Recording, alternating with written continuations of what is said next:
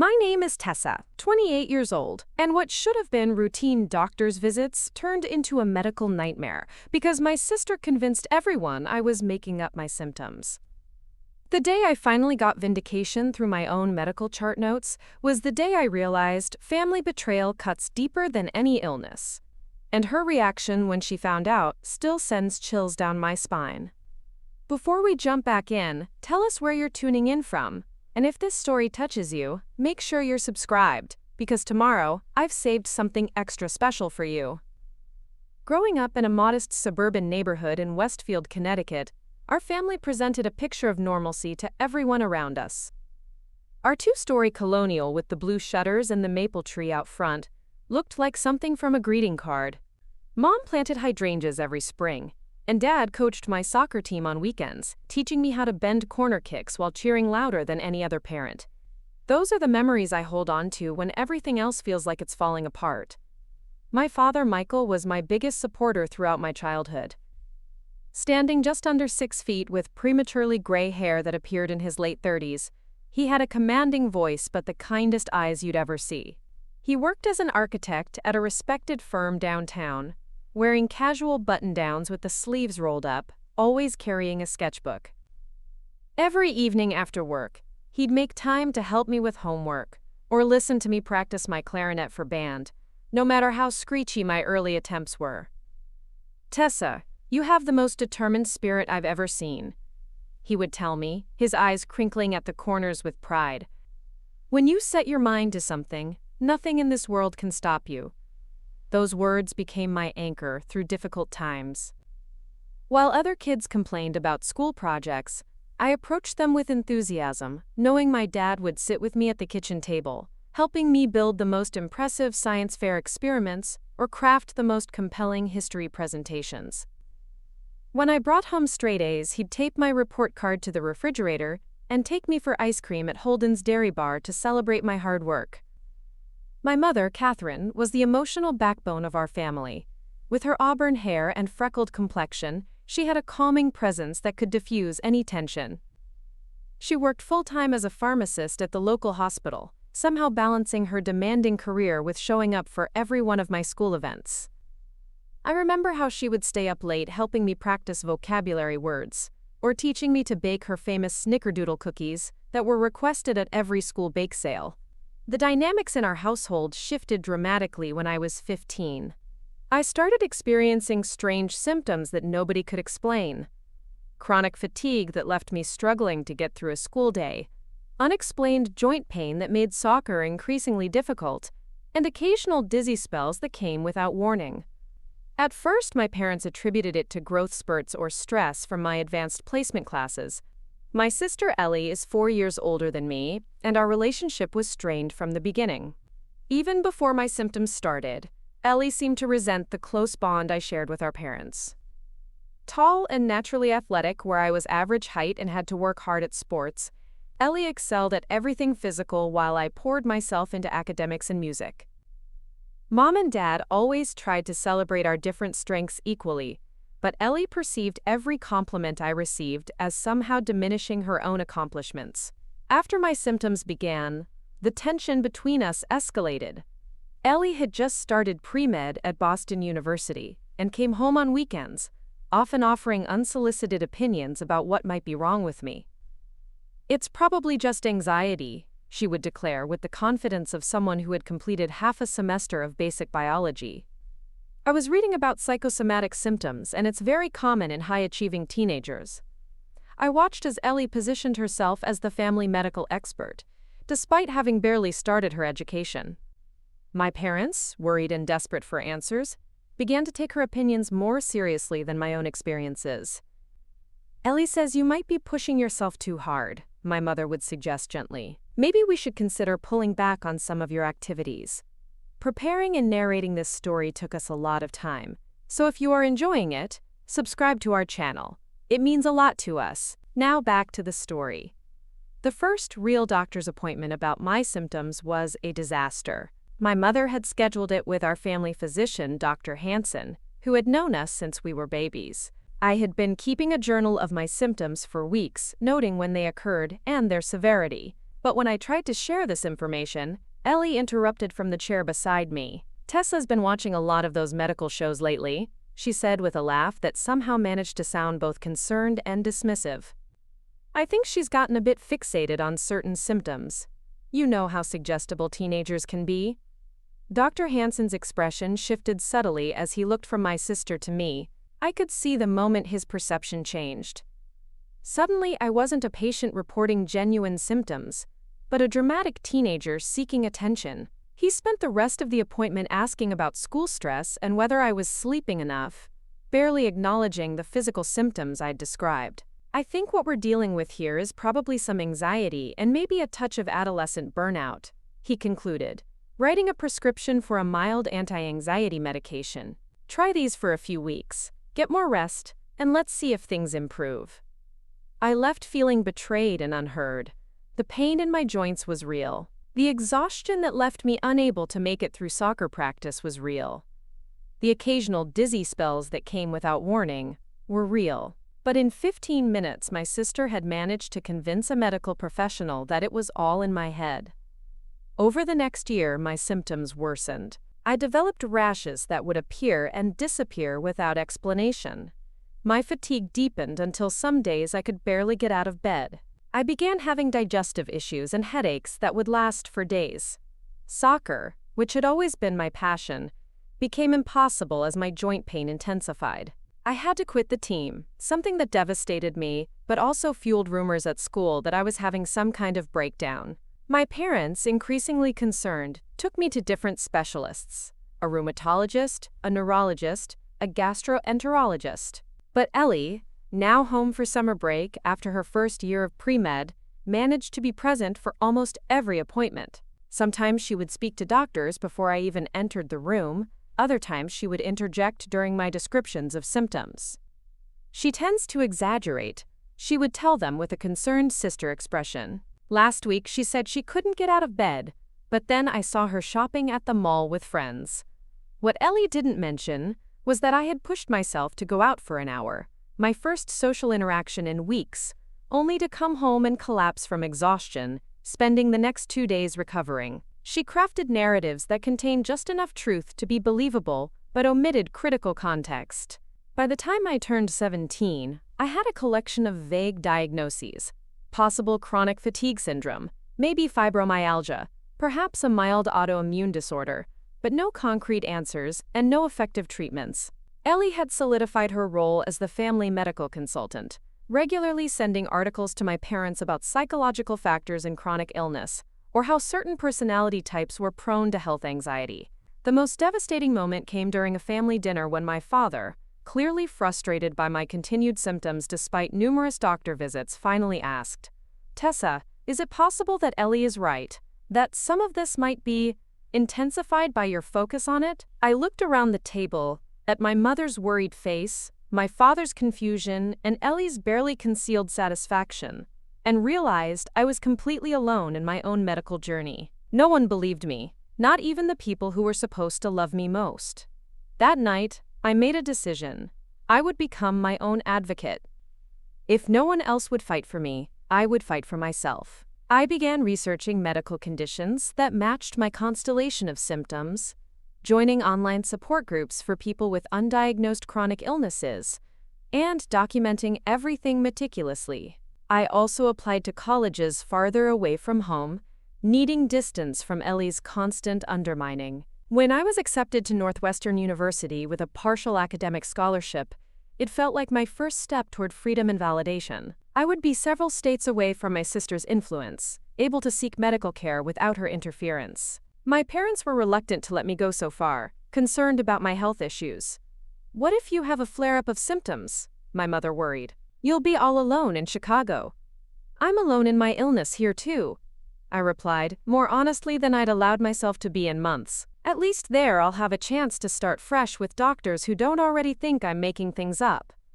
The hurt in my mother's eyes made me regret my bluntness, but not the underlying truth of my words. They had tried to be supportive in their way, but they had also allowed Ellie to become the authority on my health, despite her limited knowledge and clear bias.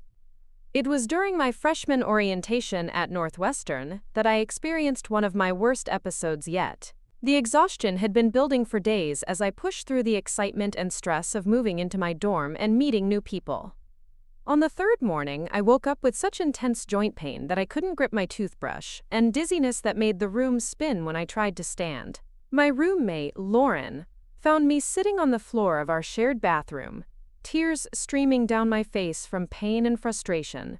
Unlike everyone at home, she had no preconceived notions about me or my health. She simply helped me back to bed, brought me water and ibuprofen, and asked what I needed. "I should go to the student health center," I managed to say, "but I'm afraid they won't believe me either." Lauren, a pre-nursing student with a practical mindset, looked at me with determination. "Then I'm coming with you. I'll make sure they listen." That visit to Northwestern Student Health Center marked the beginning of my path to answers. The doctor on duty, Dr. Melissa Chen, was different from any physician I'd seen before. She spent nearly an hour with me, listening carefully to my history of symptoms without interruption or judgment. When I mentioned previous doctors suggesting it might be anxiety or attention-seeking, she frowned. "Pain is what the patient says it is," she told me firmly. "And these symptoms you're describing don't sound like anxiety to me. They sound like something systemic."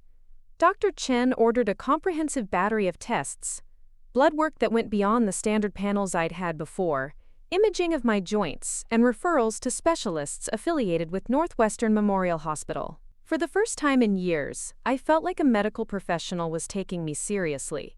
The following weeks were a blur of appointments and tests. My classes had barely begun, and I was already navigating the complex healthcare system of a new city. Lauren helped me keep track of appointments, and occasionally accompanied me when symptoms made traveling alone difficult. I made the decision not to tell my family about this new round of medical investigations, needing to pursue answers without Ellie's interference or my parents' anxiety. It was during an appointment with a rheumatologist at Northwestern Memorial that I first heard the term that would eventually become my diagnosis. Dr. Abernathy, a specialist with 30 years of experience, reviewed my test results with a thoughtful expression. "Your ANA is positive, and these other markers are concerning," she explained, pointing to various numbers on my lab reports. "Combined with your symptom history, I believe we're looking at systemic lupus erythematosus, SLE, or lupus for short." Lupus. The word hung in the air between us. Terrifying, but also strangely validating. There was a name for what I had been experiencing. It wasn't in my head. It wasn't anxiety or attention-seeking, or any of the other dismissive explanations I'd been given over the years. Lupus is an autoimmune disease where the body's immune system attacks its own tissues and organs. Dr. Abernathy continued, "It can affect joints, skin, kidneys, blood cells, brain, heart, and lungs. The symptoms often mimic other conditions, which is why it's known as the great imitator, and can be difficult to diagnose." As she described the classic symptoms, extreme fatigue, joint pain, skin rashes, cognitive issues sometimes called lupus fog, sensitivity to sunlight, I felt a surreal sense of recognition. She was describing my daily reality, the one that had been dismissed for years. "We'll need to do more specific testing to confirm," she added. "But I'm fairly confident in this preliminary diagnosis. The good news is that we have treatments that can help manage the symptoms and prevent flares." I left the appointment with referrals for additional tests, a preliminary treatment plan, and something I hadn't felt in years. Hope. There was a medical explanation for what I had been experiencing. I wasn't crazy or weak or seeking attention. I had a real, documented autoimmune disease that explained everything I'd been trying to tell doctors for years. That evening, I sat in my dorm room staring at the informational pamphlets Dr. Abernathy had given me about lupus. Part of me wanted to call my parents immediately, to finally have vindication. But another part hesitated, remembering how easily Ellie had swayed their perceptions in the past. I needed to be strategic. I needed irrefutable evidence before I opened that conversation. Over the next month, additional tests confirmed Dr. Abernathy's diagnosis. I began a treatment regimen that included anti-malarial medications, corticosteroids to manage flares, and lifestyle modifications. For the first time since my symptoms had begun, I experienced some relief. The fatigue didn't disappear completely, but it became manageable. The joint pain receded enough that I could participate in modified physical activities again. As my health stabilized somewhat, I also began to thrive academically at Northwestern. Without the constant battle to be believed about my symptoms, I could focus my energy on my studies in marketing and communications. I made friends who knew me only as Tessa, not as a complainer, or a hypochondriac, or any of the other labels that had been attached to me at home. It was during Thanksgiving break that I finally decided to share my diagnosis with my family. I had been on treatment for nearly 3 months by then, with documented improvement and a thick medical file that substantiated everything. I even requested printed copies of my medical records, including the initial evaluation notes where Dr. Chen had written, "Patient presents with classic lupus symptoms that appear to have been previously overlooked or misattributed to psychological factors." I arrived home in Connecticut, with my medical records in my backpack, nervous, but resolved.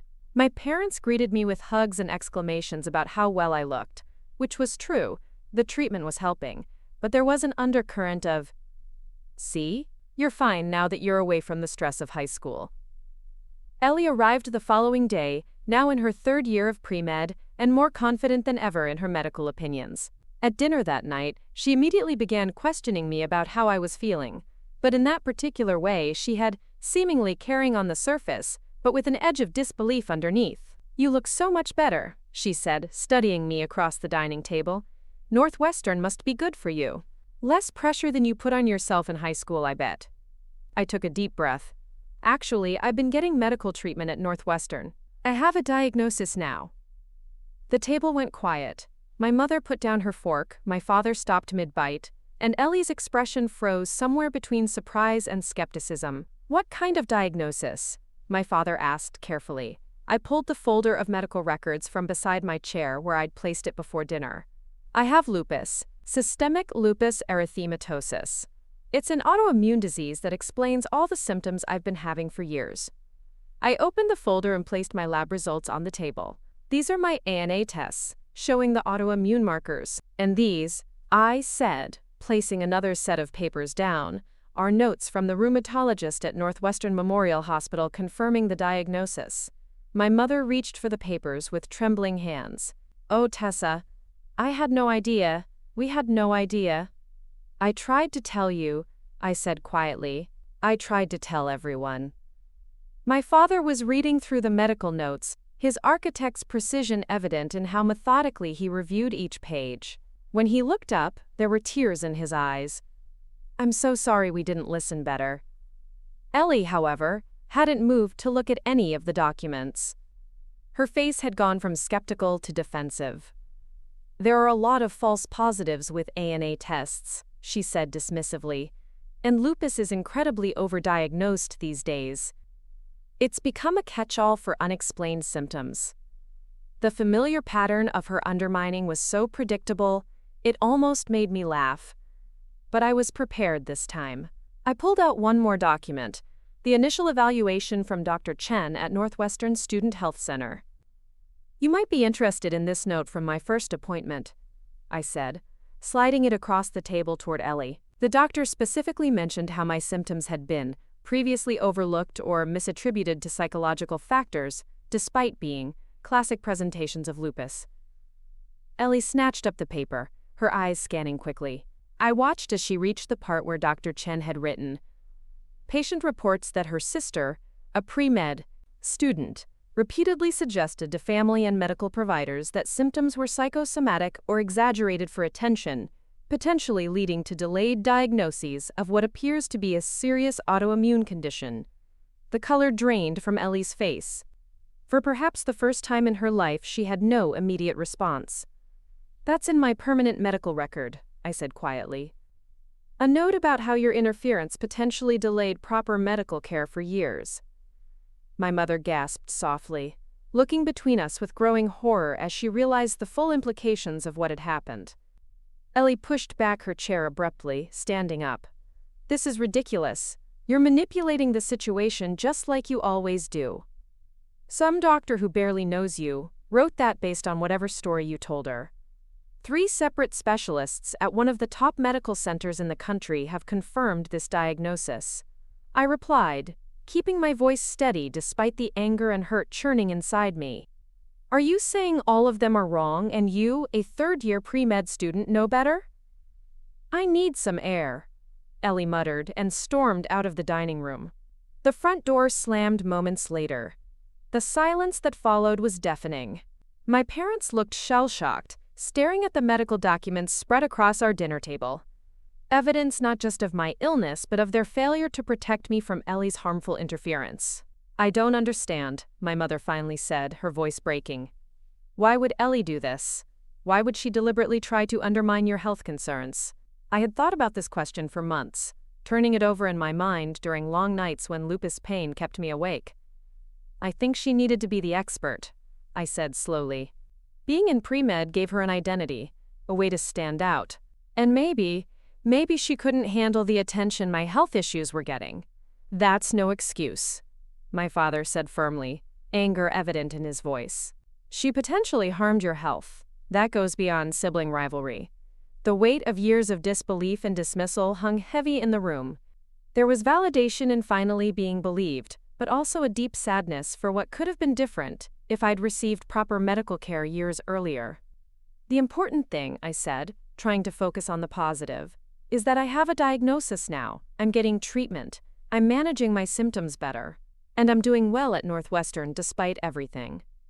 My parents nodded, but the damage to our family dynamic was evident. Trust had been broken, not just between Ellie and me, but between my parents and both their daughters. They had failed to protect me from Ellie's harmful behavior, and they had failed to raise Ellie with the empathy and ethics necessary for someone entering the medical profession.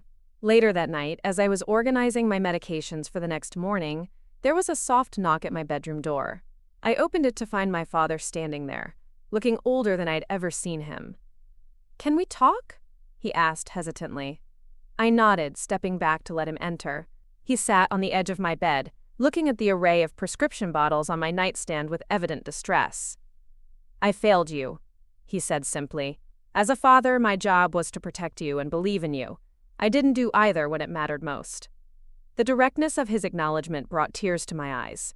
"You believed Ellie because she seemed so certain," I said, "and because what she was saying was easier to accept than the reality that I might have a serious illness."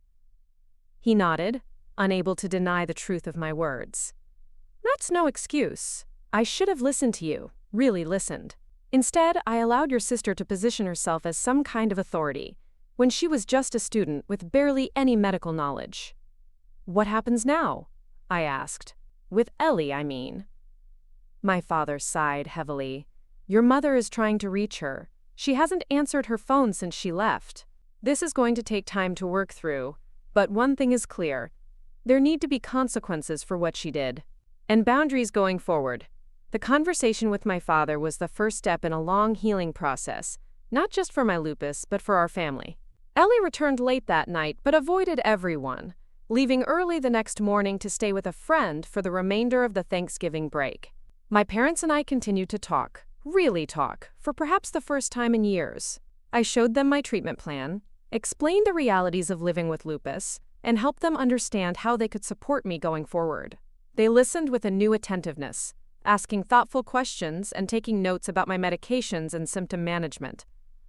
"We want to learn," my mother said earnestly. "We want to be part of your support system, not another obstacle you have to overcome." By the time I returned to Northwestern after the break, something had shifted in me. The validation of my diagnosis had been crucial, but equally important was finally being heard by my parents. The weight of fighting to be believed had been lifted, allowing me to focus on managing my condition and building a life that accommodated it without being defined by it. Ellie and I remained distant, the breach between us too significant to be easily repaired. She eventually reached out with a text message that stopped far short of a genuine apology.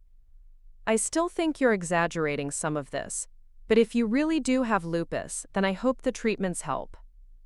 Her inability to fully acknowledge the harm she had caused or take responsibility for her actions told me everything I needed to know about the possibility of reconciliation. Some relationships cannot and should not be forced, even when they're with family. The months following that Thanksgiving break became a period of profound change in my life. Returning to Northwestern with the weight of family drama on my shoulders wasn't easy, but having a medical diagnosis and treatment plan provided structure amidst the emotional turbulence.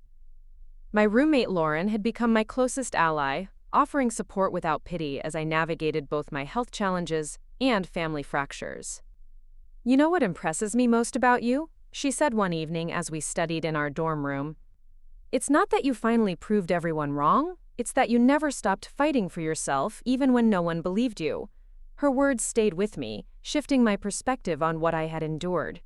Perhaps the most valuable outcome of my struggle wasn't just the medical validation, but the inner strength I had developed by necessity. As winter settled over Chicago, I established a routine that balanced my academic commitments with my health needs.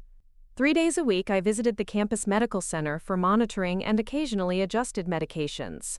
Dr. Chen had become not just my physician but a mentor of sorts, showing me what patient advocacy should look like. Medical gaslighting is unfortunately common, especially for young women. She told me during one appointment. "What happened to you? Having a family member undermine your credibility. That's an extreme version of what many patients experience in subtler ways. Before we jump back in, tell us where you're tuning in from, and if this story touches you, make sure you're subscribed, because tomorrow, I've saved something extra special for you." In January, I received an unexpected email from my father. He and my mother had been attending a support group for families of people with chronic illnesses and had been doing extensive research on lupus. The email contained links to several reputable medical resources and a photo of their refrigerator door now covered with pamphlets about autoimmune conditions. "We're trying to understand what you're going through," he wrote. "We know it doesn't make up for the years we didn't listen, but we hope it's a start." Their efforts touched me deeply. We began having weekly video calls where they would ask thoughtful questions about my symptoms and treatments. They never pressured me to talk about Ellie, respecting the boundary I had established around that relationship. As for Ellie herself, she had gone radio silent after her inadequate text message. Through my parents, I learned she had switched her focus from pre-med to medical research, claiming the change had nothing to do with our confrontation. I had my doubts but chose not to dwell on her motivations. My energy was better spent on healing and building a future that accommodated my condition without surrendering to it. By spring quarter, I had joined a campus support group for students with chronic illnesses. The first meeting was intimidating. Walking into a room of strangers to discuss vulnerabilities I had long been conditioned to hide. But the relief of being among people who inherently understood the daily calculations of energy expenditure and pain management was profound. "Spoon theory," explained Zach, a junior with Crohn's disease, referencing the popular metaphor for energy limitations with chronic illness. "Normies don't get that we start each day with maybe 12 spoons while they have unlimited. Every activity costs spoons: shower, 1 spoon, walk to class, 2 spoons, sit through lecture, 3 spoons. Run out of spoons, and you're done for the day." Around the table, heads nodded in understanding. For the first time, I didn't have to justify my experience or defend the reality of my limitations. In that room, we shared strategies for academic accommodations, medication side effects, and navigating social lives with unpredictable health. Melissa, a graduate student with rheumatoid arthritis, became a particular friend and mentor. 5 years into her diagnosis, she had developed wisdom I desperately needed. "The hardest thing to accept," she told me over coffee one afternoon, "is that your timeline might look different from your peers. You might need to take a reduced course load or an extra semester. You might need accommodations for exams or assignments. And that's not failure. It's adaptation." Her words helped me make peace with requesting academic accommodations, extended deadlines during flares, recorded lectures for days I couldn't physically attend class, and occasional incomplete grades to be resolved when my health stabilized. Most professors were surprisingly supportive once provided with documentation from my doctors. Preparing and narrating this story took us a lot of time, so if you are enjoying it, subscribe to our channel. It means a lot to us. Now back to the story. As the academic year progressed, I began to develop a new identity that integrated my diagnosis without being consumed by it. I was Tessa with lupus, not Tessa the lupus patient. The distinction was subtle but crucial for my mental health. In my marketing classes, I became particularly interested in healthcare communication, analyzing how medical information was conveyed to patients and the public. For a major project, I developed a campaign aimed at raising awareness about commonly misdiagnosed conditions in young women. Your personal experience gives this campaign authenticity, my professor commented after my presentation. You've identified gaps in communication that most marketing professionals would miss. That project sparked an idea that would eventually become my career path, using marketing expertise to improve healthcare communication and patient advocacy. I began researching summer internships with healthcare organizations and patient advocacy groups. It was during this period of forward momentum that the next family crisis erupted. In late April, my mother called with news that sent me reeling. Ellie had been placed on academic probation and was at risk of dismissal from her program. What happened? I asked, genuinely shocked. Ellie had always been academically successful, even if her interpersonal ethics were questionable. There was an incident, my mother said carefully. She was working in a research lab and, apparently she altered some data to support the hypothesis they were testing. The revelation stunned me into silence. Falsifying research data was a cardinal sin in academia, particularly in medical research where such actions could ultimately harm patients. How could she do something like that? I finally managed to ask. The professor overseeing the lab caught the discrepancies during a review. My mother continued. When confronted, Ellie apparently justified it by saying the original data was obviously flawed and she was correcting it to reflect what she knew was the actual truth. The parallels to how she had treated my medical symptoms were impossible to ignore. Just as she had dismissed my real experiences as exaggerated or attention-seeking, she had decided that data contradicting her expectations must be wrong, and took it upon herself to correct reality. The university is conducting a formal investigation, my mother added. Your father and I. We're trying to understand how things went so wrong. After hanging up, I sat in my dorm room feeling an uncomfortable mixture of vindication and sadness. Ellie's academic misconduct validated what I had experienced at her hands. Her dangerous certainty, her willingness to override reality when it didn't match her expectations. But I took no joy in her downfall. Somewhere beneath the anger and hurt, I still remembered the big sister who had taught me to ride a bike and braided my hair for elementary school picture days. That weekend, unexpectedly, Ellie called me directly for the first time since Thanksgiving. I suppose Mom and Dad told you what happened, she said without preamble when I answered. Yes, I replied neutrally, unsure where this conversation was heading. Everyone's making such a huge deal about it, she continued, her voice brittle with defensiveness. The data was obviously flawed. Anyone with basic knowledge of biochemistry would have seen that. I was just fixing an error. I recognized the pattern immediately. The same certainty that had led her to dismiss my symptoms, the same inability to consider that she might be wrong. That wasn't your call to make, Ellie, I said quietly. In research, unexpected results aren't necessarily errors. They might be the most important findings. Oh, now you're an expert on medical research? She snapped. Because you've been diagnosed with something, you suddenly know everything about science? The old Tessa would have been hurt by her tone, would have backed down or tried to appease her, but I had grown stronger through necessity. No, I replied calmly. I'm not an expert on medical research, but I do know something about having my reality dismissed by someone who thinks they know better than I do about my own experience. The parallel hung in the air between us, unavoidable. That's completely different, Ellie protested, but her voice had lost some of its certainty. Is it? You decided my symptoms couldn't be real because they didn't fit your understanding. You corrected my medical narrative when you talked to doctors. Now you've corrected data that didn't match your expectations. The pattern seems pretty clear to me. There was a long silence on the line. For a moment, I thought she might have hung up. I was trying to help you, she finally said, her voice smaller. I thought you were making yourself sick with anxiety and stress. I thought I was protecting you. From what, Ellie? From getting proper medical care? From being taken seriously by doctors? From having my symptoms recognized and treated? Another pause. I didn't think it was anything serious. I really didn't. And that's the problem, I said, feeling a curious calm despite the years of hurt between us.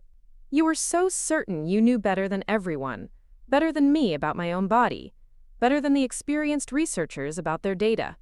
That kind of certainty is dangerous, especially in medicine. I heard what might have been a stifled sob from her end of the line. The university is going to expel me, she whispered. Everything I've worked for is ruined. Despite everything, compassion stirred within me. Have they made a final decision? There's a disciplinary hearing next week. But the evidence is clear. I changed the numbers, I admitted it. Then be honest at the hearing, I advised. Don't justify what you did. Acknowledge it was wrong. Show that you understand why scientific integrity matters, especially in medicine. Maybe they'll consider giving you a second chance. Why are you helping me? She asked, genuine confusion in her voice. After everything I did to you? It was a fair question, one I had to consider carefully before answering. Because I know what it's like to need a second chance, I finally said. And because despite everything, you're still my sister. The conversation ended shortly after with no dramatic reconciliation or tearful apologies. Some wounds were too deep for simple resolution. But something had shifted. A first fragile step toward a different kind of relationship. In the weeks that followed, I learned through my parents that Ellie had been placed on strict academic probation, rather than expelled outright. She would need to repeat a year of her program and complete an ethics course. Perhaps more significantly, she had begun seeing a therapist to address what the University Counseling Center had identified as concerning personality traits: rigid thinking, excessive need for control, and difficulty with empathy. Meanwhile, my own health journey continued with its ups and downs. Spring in Chicago brought beautiful days interspersed with fierce flares of my lupus symptoms. The stress of finals week triggered a particularly bad episode that landed me in the hospital for 3 days, with inflammation around my heart.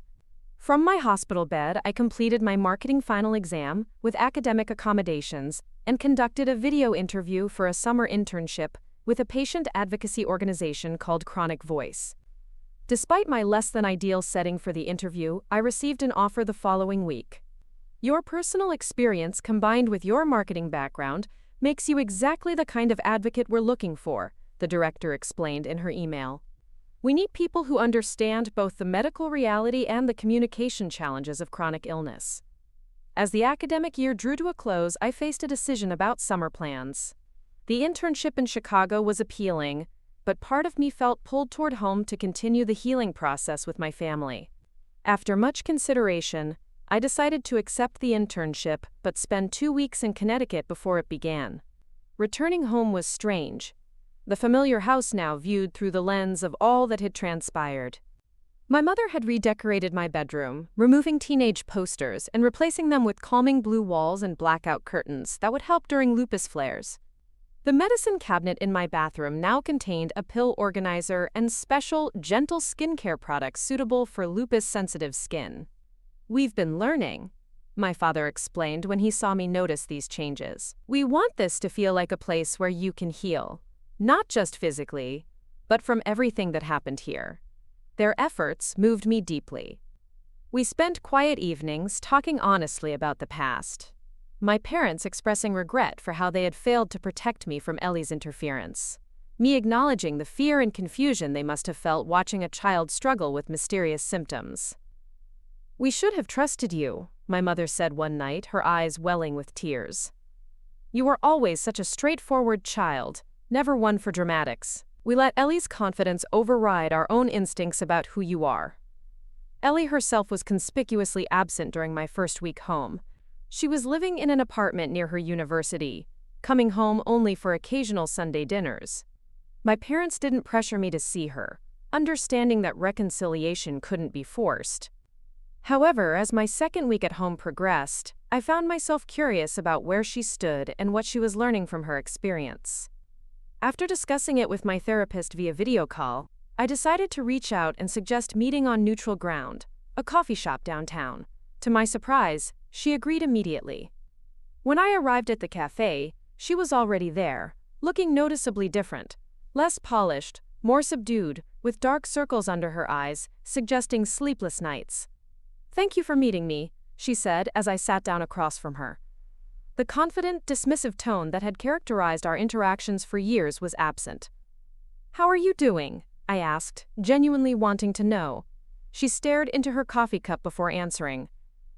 "Honestly, I'm struggling. The academic probation is humiliating. My research career is essentially over before it began. No reputable lab will take me after this. And the therapy." She paused, taking a shaky breath. "It's making me look at myself in ways that aren't comfortable." Her candor surprised me. "What do you mean?" "My therapist thinks I have some narcissistic traits," she said quietly. "Not full personality disorder, but enough to make me problematic in relationships. Especially with you."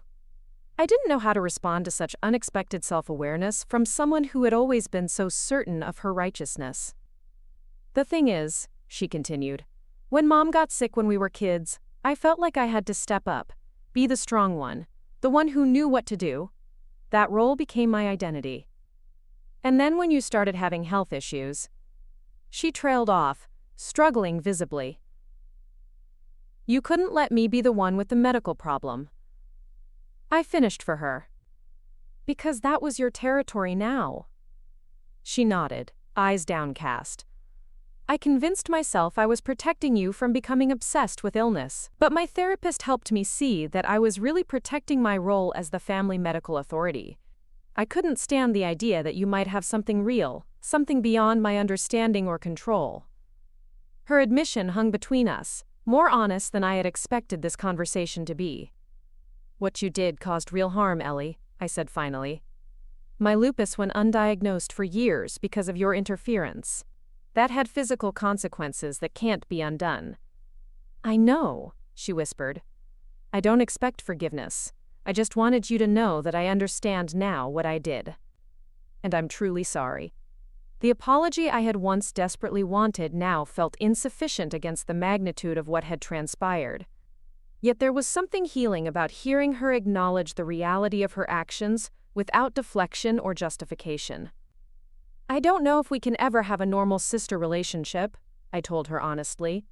"Too much has happened. But I'm willing to try for a new kind of relationship, one with boundaries and respect."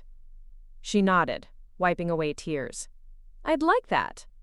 And I want you to know I've withdrawn from the pre-med track completely. I'm switching to public health with a focus on ethics. I think I need to understand systems of care rather than try to be the one making diagnoses." It seemed an appropriate redirection, one that acknowledged her limitations while potentially channeling her intelligence towards something constructive. We parted with a tentative plan to stay in touch through occasional texts and calls, a starting point for whatever our relationship might become. It wasn't forgiveness exactly, but it was a step toward something new. The day before leaving for my internship in Chicago, I had a final appointment with Dr. Hansen, our family physician who had dismissed my symptoms years earlier. My parents had continued seeing him, but I had requested this meeting specifically to address what had happened. He greeted me with visible discomfort, clearly aware of my now confirmed diagnosis. "Tessa, I want to apologize for missing the signs of your lupus," he began immediately. In retrospect, the symptoms were classic presentations. I appreciated his directness but needed to address the deeper issue. "The symptoms were clear at the time too, Dr. Hansen. What I want to understand is why you allowed my sister, a first-year pre-med student, to influence your medical judgment." He had the grace to look genuinely ashamed. "That's a fair question. The truth is, I fell into a common trap in medicine. I developed a narrative about your case and then filtered all new information through that lens. Once I categorized your symptoms as anxiety-related, I interpreted everything else to fit that diagnosis." His honesty was surprisingly refreshing. "And my sister's input reinforced my cognitive bias," he admitted. "She spoke with such authority about your home behaviors, and I gave her observations more weight than I should have." It was poor medical practice, and I've spent considerable time reflecting on it since learning of your diagnosis. What struck me most was that he didn't make excuses or become defensive. Instead, he outlined concrete changes he had implemented in his practice: longer initial appointments to hear patients, full stories, a new policy of speaking with young patients alone for part of their visits, and continuing education on commonly misdiagnosed conditions in women. Your experience has changed how I practice medicine, he concluded. It doesn't undo what happened to you, but I hope it means fewer patients will go through what you did. As I left his office, I realized that this changing systems to prevent future harm was perhaps the most meaningful outcome possible from my years of suffering. Not just personal vindication, but structural improvement. That realization stayed with me as I began my internship with Chronic Voice in Chicago. The organization focused on amplifying patient experiences within the healthcare system, particularly those from groups whose symptoms were often dismissed: women, people of color, LGBTQ+ individuals, and those with rare or complex conditions. My first major project involved creating educational materials for medical schools about recognizing bias in symptom evaluation. Working with doctors who specialized in often misdiagnosed conditions like lupus, ME/CFS, and Ehlers-Danlos syndrome, I helped develop case studies that challenged future physicians to recognize their own biases. Personal stories are powerful teaching tools, my supervisor explained. They stick in the mind more effectively than statistics. With her encouragement, I incorporated elements of my own experience into the materials, creating a case study about a teenage girl whose symptoms were dismissed due to family interference. The feedback from medical educators was overwhelmingly positive. Many recognized similar scenarios from their own practice and welcomed tools to address them. By summer's end, the internship had evolved into an offer for part-time work I could continue remotely during the school year. More importantly, it had shown me a way to transform my painful experience into something constructive: advocacy work that might spare others what I had endured. Returning to Northwestern for my sophomore year, I felt fundamentally changed. My health remained a daily challenge. Lupus doesn't disappear with proper treatment, it just becomes manageable with vigilance and care. But I had developed a resilience that extended beyond physical symptoms. My relationship with my parents continued to strengthen through honest communication and their genuine efforts to understand my condition. With Ellie, progress was slower and more tentative. Occasional texts, brief calls on holidays, a growing but fragile mutual respect. The medical chart notes that had provided such critical validation became less important as I built a life around my new reality. They remained in my files, documentation of a painful chapter, but no longer my primary source of vindication. The proof of my experience now lived in my carefully managed health, my advocacy work, and my growing sense of purpose. 3 years later, as I prepared to graduate with a degree in marketing and a minor in health communication, I received an unexpected email from a professor at Northwestern's medical school. She had used the case studies I helped develop in her classes and wanted to know if I would be willing to speak to her students about my experience. Standing before a lecture hall of future doctors, I shared the story of how my sister's interference had delayed my lupus diagnosis for years. I described the physical toll of untreated autoimmune disease, but emphasized the psychological damage of not being believed about my own body. The notes in my medical chart that finally acknowledged my symptoms as legitimate saved more than my physical health. I told them. They saved my sense of reality, my trust in my own perceptions. When you write in a patient's chart, remember that your words have that power, to validate or to dismiss, to heal or to harm. The students, thoughtful questions and evident concern, suggested that perhaps the medical culture was shifting, becoming more attuned to the dangers of dismissing patients' reported experiences. After the lecture, a young woman approached me hesitantly. "Your story really affected me," she said. "My younger sister has been complaining of joint pain and fatigue for months, and I've been telling my parents it's probably just stress from college applications. After hearing you speak, I'm going to suggest they take her to a rheumatologist." In that moment, I realized that the most meaningful vindication wasn't in medical chart notes or even in proper diagnosis. It was in changing the story for someone else, in breaking the cycle of dismissal and disbelief that had caused me so much suffering. Today, at 28, I lead patient advocacy initiatives for a national lupus foundation, working to ensure that voices like mine are heard in medical education, research, and policy. My condition remains challenging, some days better than others, requiring constant management and occasional hospital stays during severe flares. Ellie and I have established a relationship based on careful boundaries and mutual respect. She completed her degree in public health ethics and now works in research oversight, helping ensure scientific integrity in medical studies. Our shared family gatherings are cordial if not entirely comfortable, marked by an understanding that some bridges can be partially rebuilt, but never fully restored to their original form. What sustains me through difficult days isn't anger at what happened or even vindication from being proven right.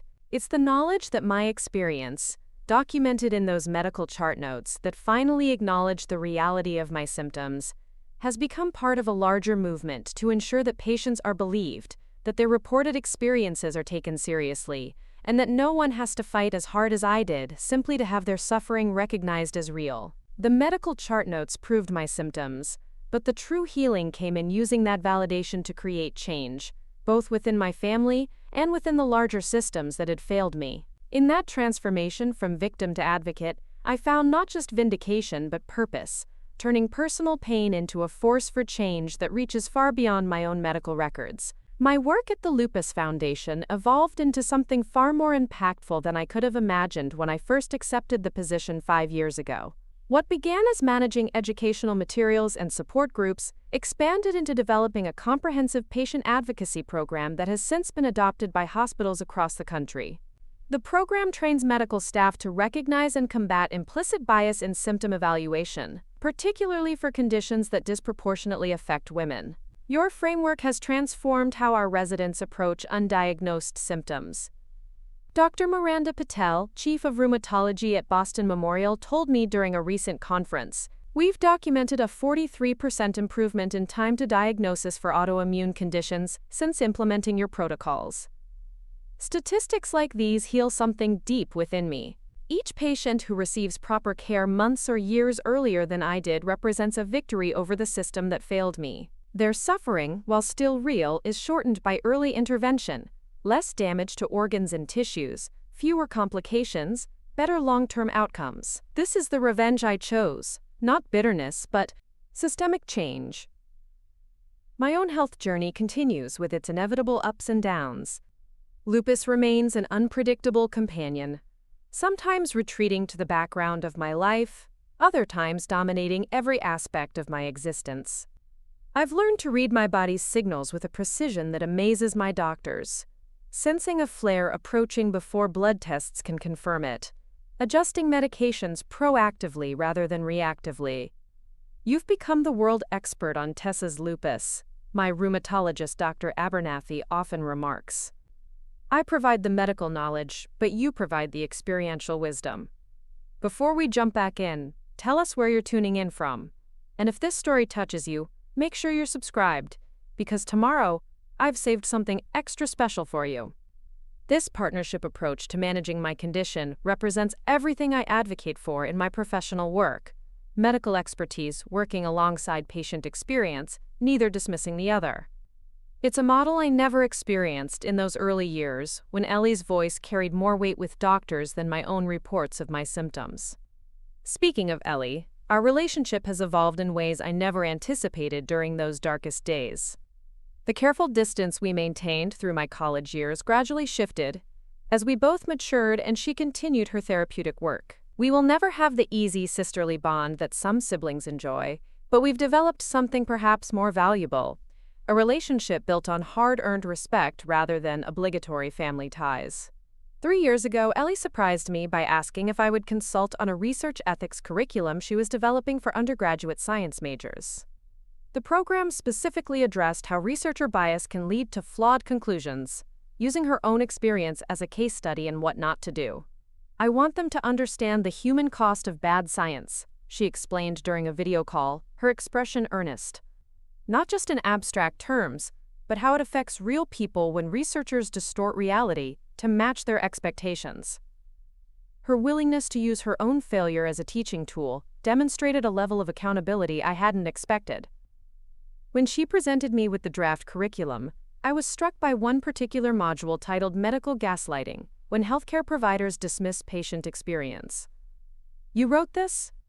I asked, scrolling through comprehensive content about cognitive bias and symptom evaluation, the disproportionate dismissal of women's pain, and the dangers of hierarchical thinking in medical settings. Ellie nodded, looking slightly uncomfortable.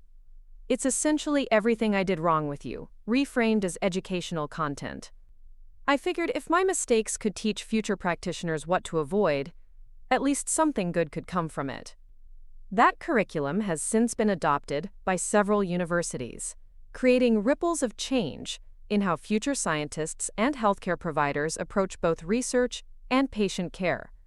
Watching Ellie transform her failures into education represents a form of redemption I never thought possible during those years of suffering under her dismissal.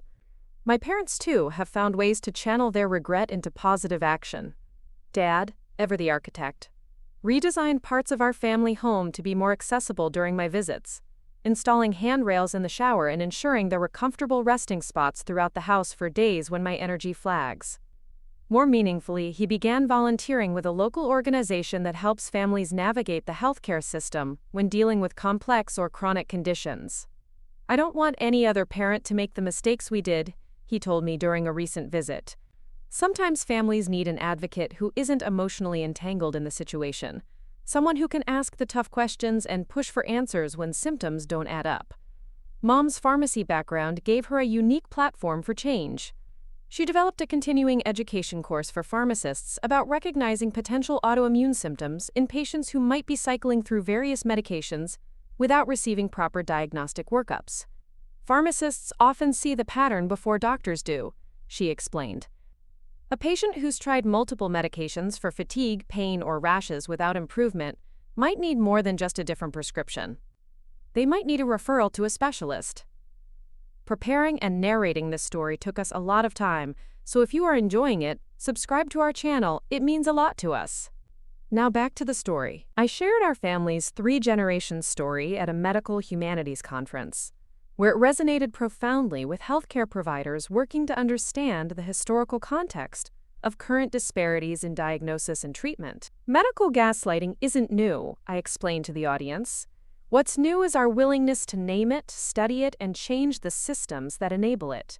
Each of you has the power to be part of that change, to be the provider who listens differently, who questions assumptions, who believes patients' reports of their own bodily experiences." The presentation led to an invitation to contribute to a landmark textbook on gender bias in medicine, where our family case study would help train the next generation of healthcare providers to recognize and avoid these pitfalls.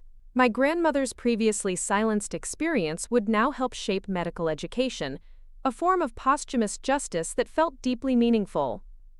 My renewed sense of purpose coincided with a major personal milestone, Mia's first day of kindergarten. Watching her confidently walk into her classroom, backpack nearly as big as she was, I felt the familiar mixture of pride and anxiety that marks parenting transitions. But this particular milestone carried additional significance. "Do you remember your first day of kindergarten?" my father asked as we had lunch afterward, celebrating Mia's successful transition. "Vividly," I replied. "It was right around when my symptoms first started appearing. I was so tired all the time, and no one understood why."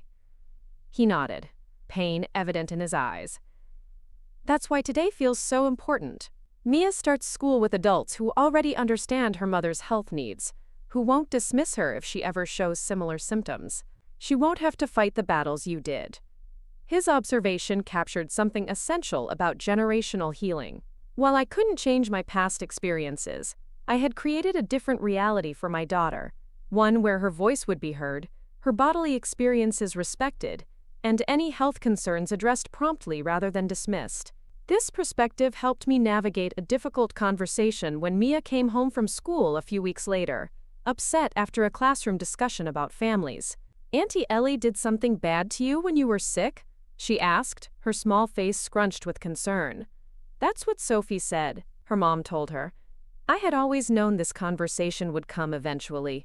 Our community wasn't large, and my story had become relatively well known through my advocacy work. Still, I hadn't expected to navigate it quite so early in Mia's life. "Come sit with me," I said, patting the space beside me on the couch. "That happened a long time ago, when I was much younger. Auntie Ellie made mistakes that hurt me, yes. She didn't believe I was really sick and told doctors not to believe me either." "That's mean," Mia declared with the straightforward moral clarity of a 5-year-old. "It was wrong," I agreed carefully. "But something important to understand is that people can make serious mistakes and still change and grow. Auntie Ellie worked very hard to understand why she did what she did and to become a better person. That's why she's still in our lives, but in a different way than if those things hadn't happened." Mia considered this, twirling a strand of hair around her finger thoughtfully. "Like when I broke your special mug and said I didn't, but then I told the truth and said sorry and tried to be more careful?" "Something like that," I said, smiling at her effort to relate to the concept. "But bigger mistakes take longer to fix, and sometimes relationships change permanently because of them. What's important is that we can acknowledge when we're wrong and try to do better."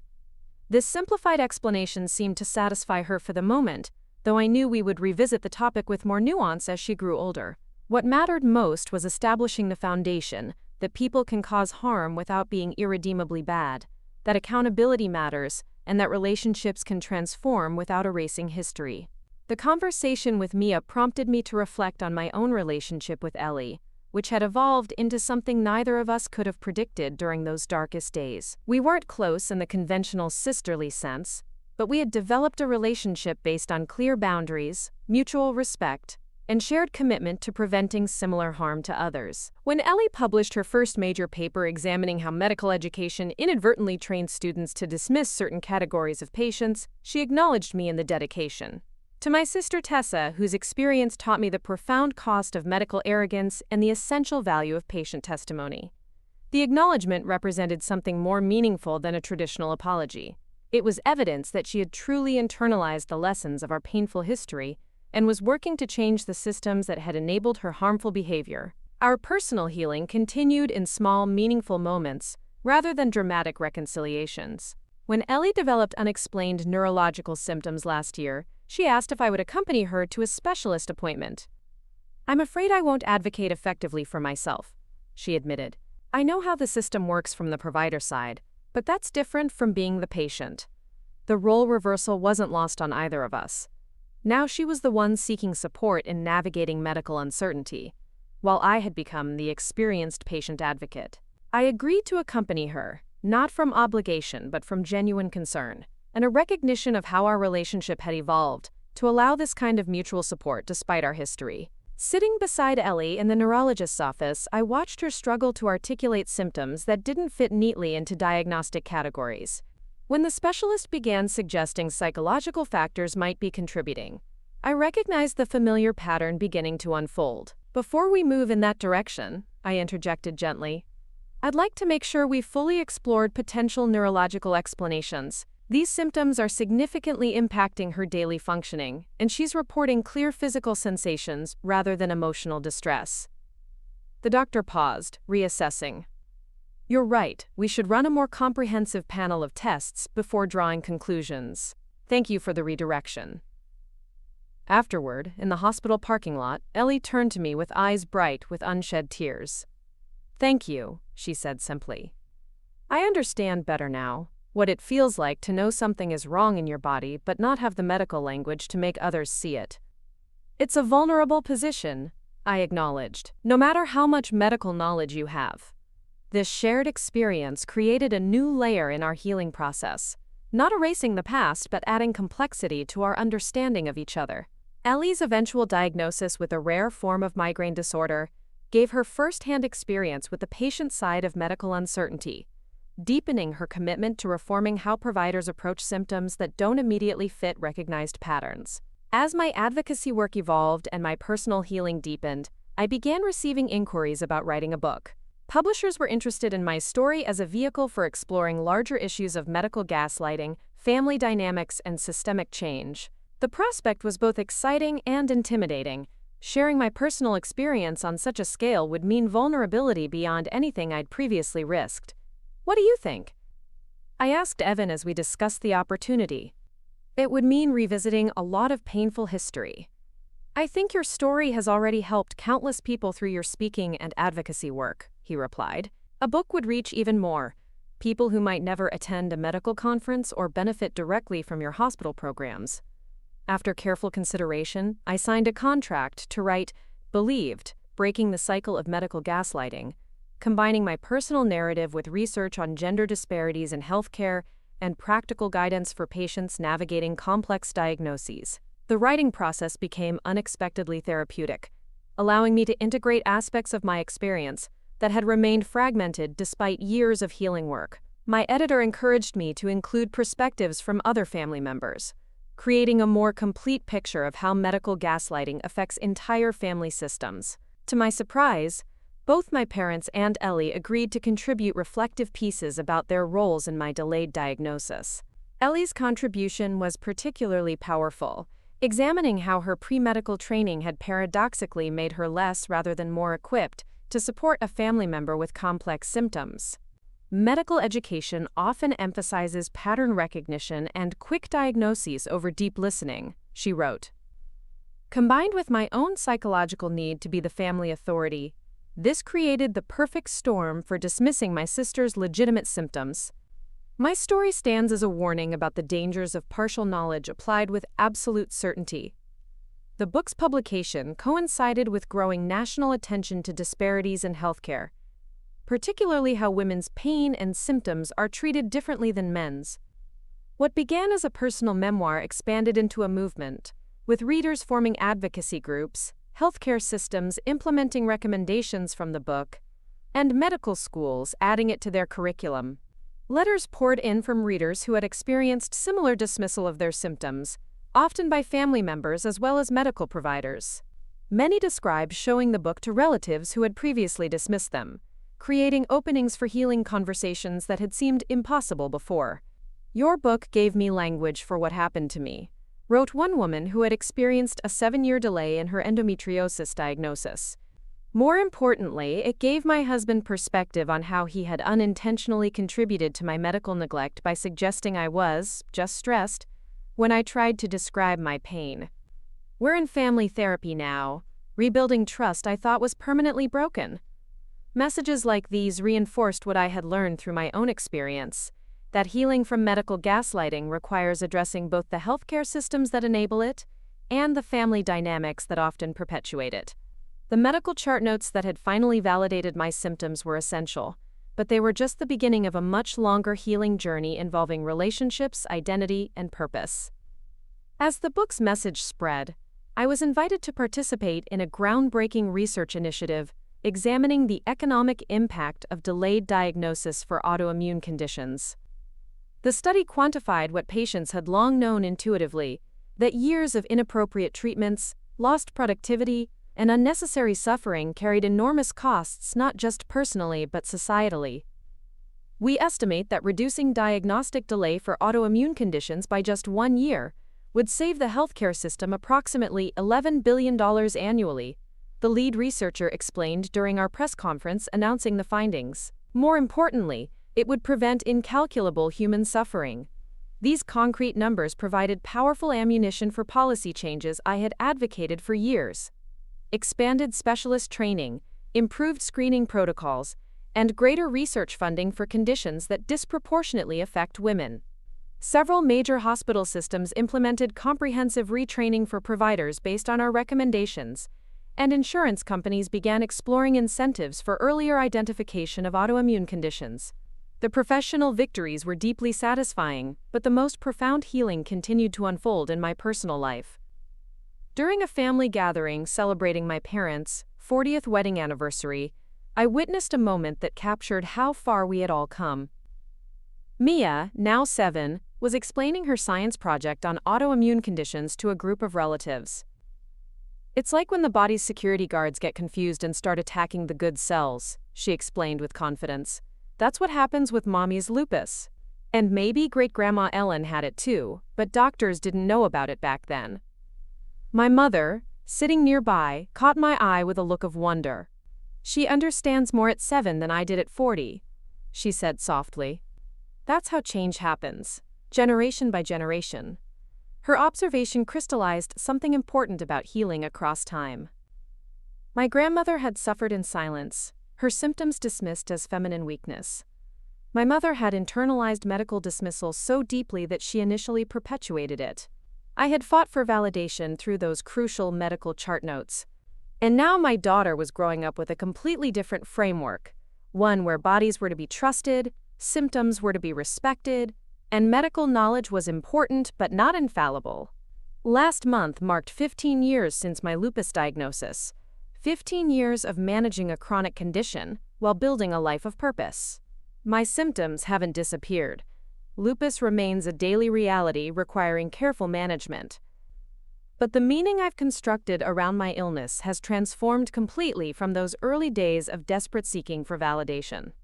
The medical chart notes that once seemed so crucial, those documentation entries that finally acknowledged the legitimacy of my symptoms after years of dismissal, now rest in a file cabinet, important historical artifacts, but no longer central to my identity or worth. What matters more are the relationships I've rebuilt, the systems I've helped change, and the perspective I've gained on what constitutes true healing. Recently, I was asked to give the keynote address at a major medical school's white coat ceremony, the ritual where new medical students receive the white coats, symbolizing their entry into the profession. Standing before hundreds of future physicians, I shared not just my story of medical gaslighting, but the larger context of how healthcare systems can either compound suffering or facilitate healing. The most powerful thing you will do as physicians is not prescribing medications or performing procedures, I told them, looking out at their young, earnest faces. It will be choosing to believe patients when they tell you about their experiences in their bodies. That act of believing, of truly hearing without premature judgment, can be as healing as any treatment you prescribe. After the ceremony, a first-year student approached me, her expression serious. "My mother has been sick for years with symptoms doctors can't explain," she confided. "Watching her struggle is why I decided to become a doctor. But I'm afraid of becoming part of the system that failed her." Her concern reflected the central challenge facing medicine: how to train physicians with necessary clinical knowledge, while preserving their capacity for deep listening and humility about the limits of their understanding.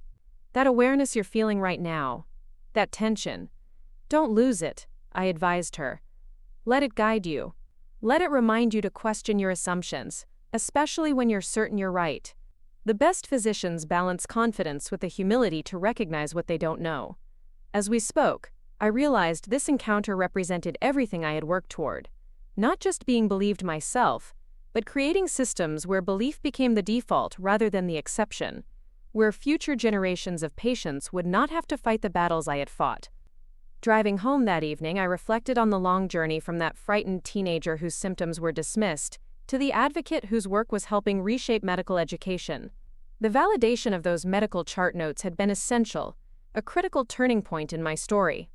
But the true healing had come in what I chose to do with that validation, how I transformed personal vindication into systemic change, how I rebuilt relationships on new foundations of trust and respect, how I created meaning from suffering. Evan and Mia were waiting on the porch when I arrived home, a family tradition for days when one of us had been away. As I joined them on the porch swing, Mia snuggled against my side while Evan squeezed my hand in silent support. "Did you help the new doctors understand?" Mia asked, always interested in my work. "I hope so," I replied. I told them how important it is to believe people when they say they're hurting. "Like how you always believe me when I say I don't feel good, even when I don't have a fever?" she asked. "Exactly like that," I confirmed, struck by how naturally she understood this principle that had been so painfully absent in my own childhood. As the sunset painted our neighborhood in golden light, I felt the weight of gratitude for this life I had built, not despite my illness and the struggles it had brought, but in many ways because of them. The painful journey toward diagnosis had forged in me a resilience and clarity of purpose I might never have discovered otherwise. My sister had told doctors I was lying about my symptoms, and for years, they had believed her over me. The medical chart notes had eventually proved I was right, but the true vindication came not from that moment of proof, but from the meaningful life I had created in its aftermath. a life dedicated to ensuring that other patients would not have to fight as hard as I did, simply to have their suffering recognized as real. In the end, being believed about our own bodily experiences isn't just a medical necessity, it's a fundamental form of human dignity. And while my story began with the painful absence of that belief, it continues in the work of creating healthcare systems and family cultures where such validation is no longer exceptional but expected. That is the legacy I hope to leave, not just for my daughter, but for every person whose symptoms have ever been dismissed, whose pain has been minimized, whose reality has been questioned.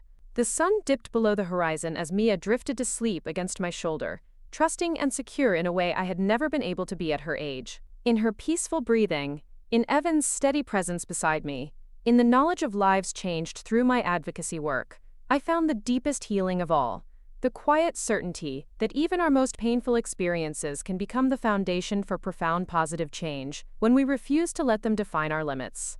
Up next, you've got 2 more standout stories right on your screen. If this one hit the mark, you won't want to pass these up. Just click and check them out. And don't forget to subscribe and turn on the notification bell so you don't miss any upload from us.